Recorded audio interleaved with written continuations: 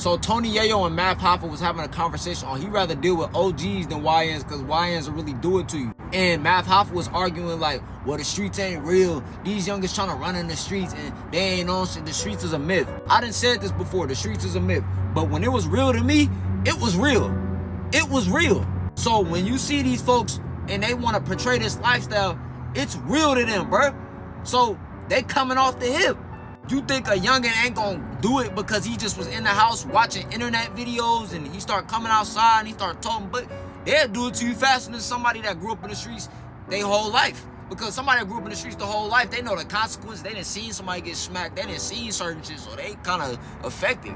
Somebody who only in the house, only pointing beans at their camera, only riding around with ARs, never getting in no bump outs, nothing, they'll pop you before somebody that been in the streets their whole life. Yayo ain't lying. So, I ain't gonna lie to you, bro.